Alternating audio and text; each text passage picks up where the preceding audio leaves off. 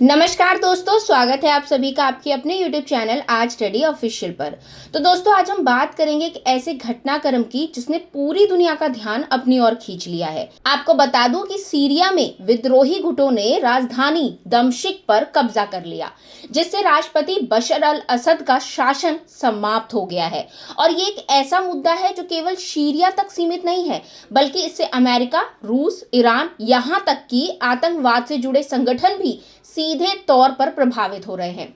तो दोस्तों, आज अपने इस वीडियो में हम जानेंगे कि कैसे विद्रोहियों ने दमिश्क पर कब्जा जमाया, बशर अल असद ने रूस में शरण क्यों ली और इस घटनाक्रम के वैश्विक प्रभाव क्या हो सकते हैं। तो चलिए शुरुआत करते हैं और सबसे पहले समझते हैं कि आखिर सीरिया में हुआ क्या। तो 27 नवंबर को सीरिया में विद्रोही गुटों और सरकार की सेना के बीच लड़ाई शुरू हुई।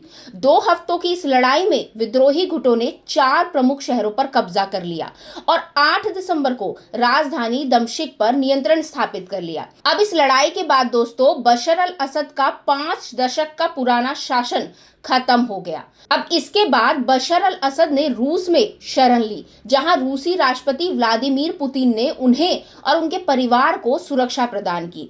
अब दोस्तों, ये पूरा घटनाक्रम इसलिए भी इम्पोर्टेंट हो जाता है क्योंकि ये मध्य पूर्व में शक्ति संतुलन को बदलने की शुरुआत मानी जा रही है। आपको बता दूं कि ये जो विद्रोही गुट है, इसका नेतृत्व अबू मोहम्मद अल जुलानी कर रहे हैं। इन्होंने दमिश्क पर कब्जा करने के बाद ऐतिहासिक उम्मैद मस्जिद में भाषण दिया। अब ये मस्जिद धार्मिक रूप से बहुत इंपॉर्टेंट है और जुलानी ने इसे अपने विजय भाषण के लिए चुनकर इस्लामिक राष्ट्र की भावना को उजागर करने की कोशिश की है। आपको बता दूं कि जुलानी ने अपने भाषण में ईरान पर निशाना साधा है, जिसे वो सीरिया के हस्तक्षेप के लिए जिम्मेदार मानते हैं। उन्होंने ये भी कहा कि ईरान लेबनान में हिजबुल्लाह को समर्थन देने के लिए सीरियाई जमीन का इस्तेमाल नहीं कर सकेगा। अब दोस्तों, ये कदम से ये संकेत मिलता है कि नए सीरिया में ईरान का प्रभाव खत्म हो गया है। चलिए अब बात करते हैं अमेरिका की। तो अमेरिका ने असद सरकार के पतन का स्वागत किया और सीरिया में आईएसआई के ठिकानों पर 75 से ज्यादा हमले किए हैं।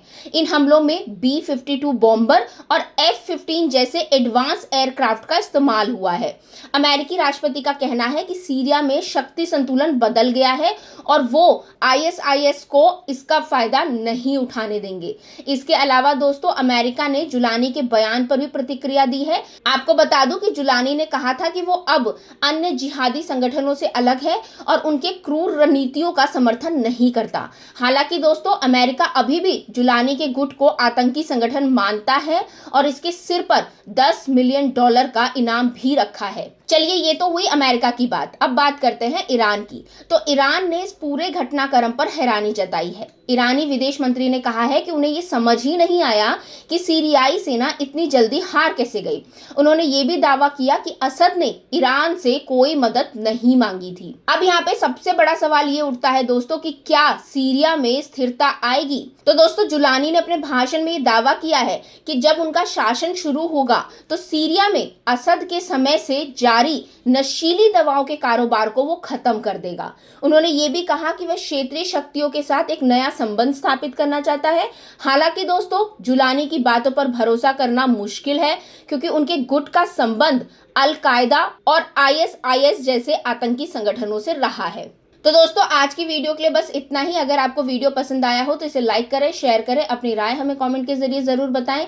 साथ ही चैनल को सब्सक्राइब करना बिल्कुल ना भूलें। अब मिलेंगे दोस्तों अगले वीडियो में, तब तक के लिए थैंक यू।